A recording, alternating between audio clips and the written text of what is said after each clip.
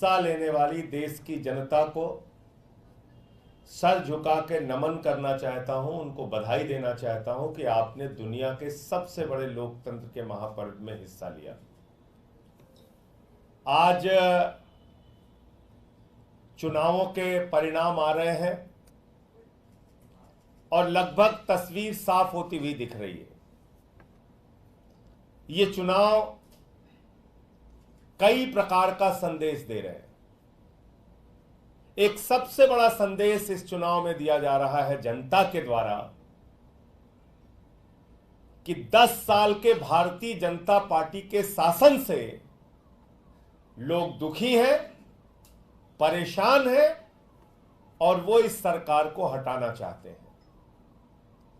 महंगाई से दुखी हैं, बेरोजगारी से दुखी हैं, तानाशाही से दुखी हैं।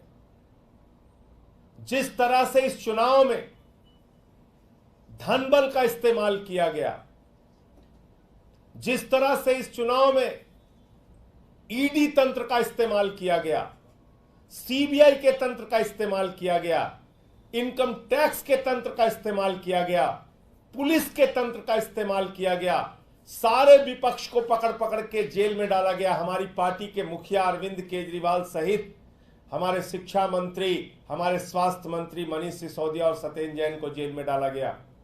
पूरे चुनाव को प्रभावित करने की एक गहरी साजिश रची गई।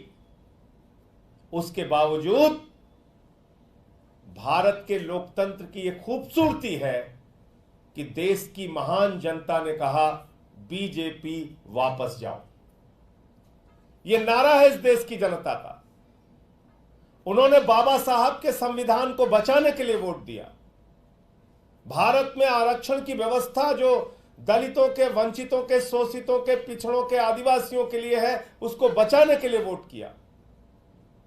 और अभी तक के जो नतीजे सामने आ रहे हैं, भारतीय जनता पार्टी को बहुमत होता हुआ नहीं दिख रहा है और पिछले बार की तुलना में लगभग 60 सीटें बीजेपी की कम हो रही हैं।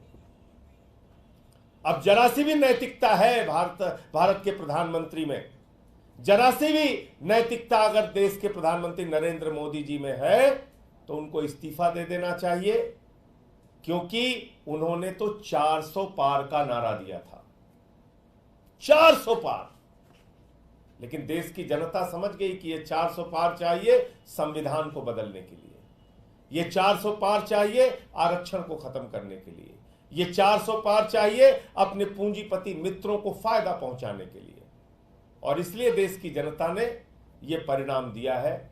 भारतीय जनता पार्टी के लिए यह बहुत बड़ा सबक है, लेकिन शायद वो सबक नहीं लेंगे, क्योंकि उन्हें तो झगड़ा करना है। यह चुनाव का परिणाम भारत के अंदर नफरत की राजनीति के भी खिलाफ है, तानाशाही की राजनीति के भी खिलाफ है। यह चुनाव का परिणाम इस बात का भी संकेत है कि नफरत की बुनियाद पे हिंदुस्तान नहीं बनेगा, मोहब्बत की बुनियाद पे हिंदुस्तान बनेगा। तो इसलिए मैं इस देश की महान जनता को बधाई देना चाहता हूं कि लोकतंत्र के इस महापर्व में आपने हिस्सा लिया और एग्जिट पोल के परिणाम को पूरी तरीके से आपने ध्वस्त किया और ये बताया कि हम लोकतंत्र के अंदर अपने मुद्दों के आधार पर वोट देंगे, पार्टियों का चयन करेंगे। किसी को भी इस अहंकार में नहीं रहना चाहिए कि वो बिल्कुल हमेशा के लिए इस देश पे तानाशाही की अपनी हुकूमत चलाएंगे।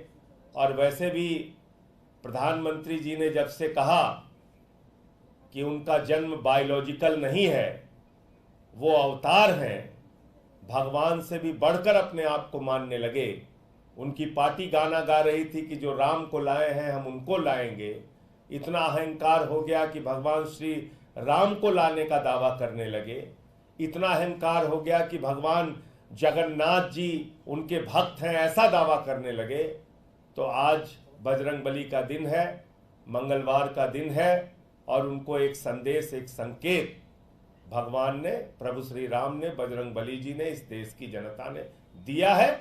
उससे कितना सबक लेते हैं नहीं मालूम, लेकिन वास्तव में ये भारत के लोकतंत्र की महान जनता है जो ये बताने के लिए मैदान में आई कि आप इस देश में तानाशाही की हुकूमत नहीं चला सकते। मैं निवेदन करूंगा हमारे प्रदेश अध्यक्ष और कैबिनेट मंत्री गोपाल राय जी से कि वो अपनी बात रखें।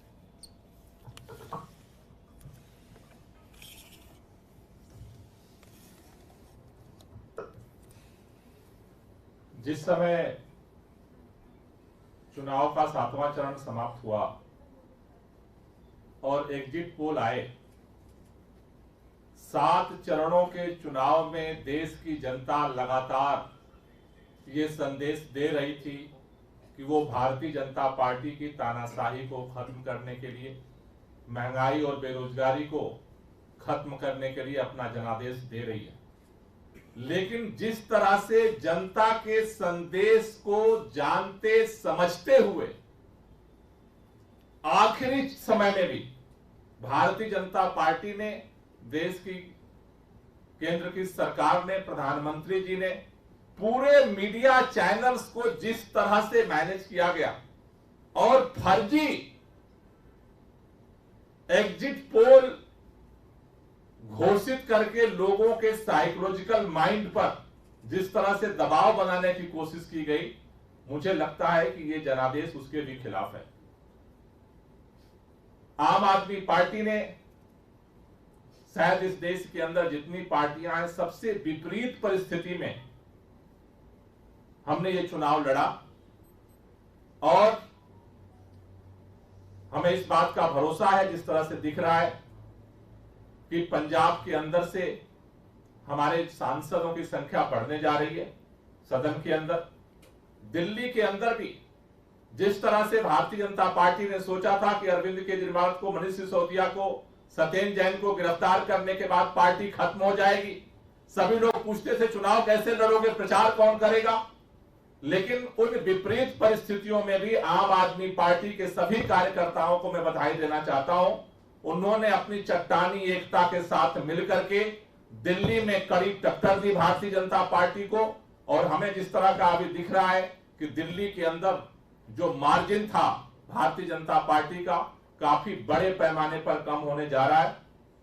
मैं देश के लोगों से एक ही बात कहना चाहता हूं, आपने भाजपा को हराया है, लेकिन भाजपा का अभी तानाशाही प्रवृत्ति, मनोवृत्ति अभी खत्म नहीं हुई है। इसलिए इस देश को बचाने के लिए, संविधान को बचाने के लिए, लोकतंत्र को बचाने के लिए हम सबको मिलकर के इस लड़ाई को आगे लड़ना पड़ेगा। मैं देश के उन तमाम पार्टी के लोगों से भी अपील करना चाहता हूं जो इस देश के संविधान में, इस देश के लोकतंत्र में भरोसा रखते हैं।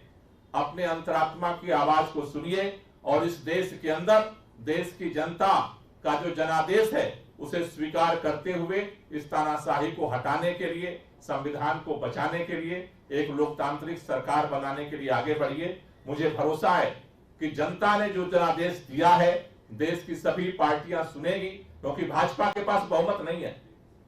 भाजपा के पास बहुमत नहीं है। भाजपा के इतर जितनी पार्टियां हैं उन सबके पास बहुमत है। आज देश के अंदर अगर एनडीए गठबंधन में देखें, दो मुख्य पार्टियां हैं। एक पार्टी है आंध्र प्रदेश से टीडीपी, चंद्रबाबू नायडू। 2019 में चंद्रबाबू नायडू वो नेता हैं जिन्होंने मोदी जी के खिलाफ पूरे देश में घूम करके लोगों को इकट्ठा किया। दूसरे एनडीए के अंदर नीतीश कुमार जी हैं जिन्होंने इस बार घूम करके देश भर में नरेंद्र मोदी जी के खिलाफ अभियान चलाया। ये दोनों नेता हैं, देश के लोग उनसे उम्मीद कर रहे हैं कि सही समय पर सही फैसला लेंगे और इस तानाशाही को खत्म करने के लिए देश की जनता की जो आवाज है उसे सुनेंगे और देश में इस तानाशाही को खत्म करके एक लोकतांत्रिक सरकार बनाएंगे। लोगों के बेरोजगारी और महंगाई की समस्या का समाधान करेंगे। यह देश जो उम्मीद कर रहा है, पूरे देश की हमें उम्मीद है कि जल्दी उसकी आकांक्षा पूरी हो। हमारे पार्टी के राष्ट्रीय सचिव पंकज गुप्ता जी।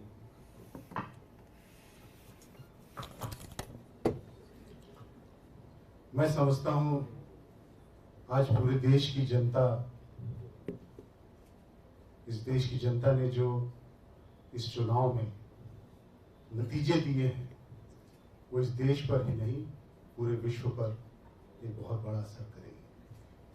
पूरा पूरा विश्व देख रहा था कि हिंदुस्तान में किस तरह से जनता संविधान को बदलने की जो कोशिश हो रही थी उसका किस तरह से जवाब देता है। और मेरा विश्वास है कि लोकतंत्र में आस्था, भारत के लोकतंत्र में आस्था इन चुनावों के बाद बहुत बढ़ेगी। और जैसा अभी मैं सिर्फ इतना कहना चाहता हूं कि जैसा अभी गोपाल जी ने कहा कि देश की जनता अब सभी पार्टियों से, भाजपा के अलावा जितनी भी पार्टियां हैं, उन सब से ये उम्मीद करती है कि वो देश के हित में, देश के लोकतंत्र के हित में, देश के उन गरीबों के हित में जो सरकार की तरफ इस आशा से देखते हैं कि उन्हें रोजगार मिलेगा, उन्हें जीने का सहारा मिलेगा, उन सब के हित में वो ऐसा निर्णय लेंगे जो दूर तक देश को आगे लेकर चलेगा। बहुत बहुत धन्यवाद। संजय जी, आप लोगों के पास भी, बहुमत इंडिया ब्लॉक के पास भी आपने जो गोपाल जी ने अपील की, आपको लगता है कि सामने से खुल के इन लोगों से अपील की जानी चाहिए, मतलब क्योंकि इंडिया के पास अभी तक बहुमत। देखिए, संभवतः इंडिया गठबंधन की बैठक जल्दी होगी और उसमें आगे की रणनीति तय करेंगे। गोपाल जी ने दो महत्वपूर्ण बात की। एक नेता उसमें है चंद्रबाबू नायडू जी, जिन्होंने 19 के पहले भारतीय जनता पार्टी और मोदी सरकार के खिलाफ अलग अलग दलों को लामबंद करने में भूमिका निभाई थी।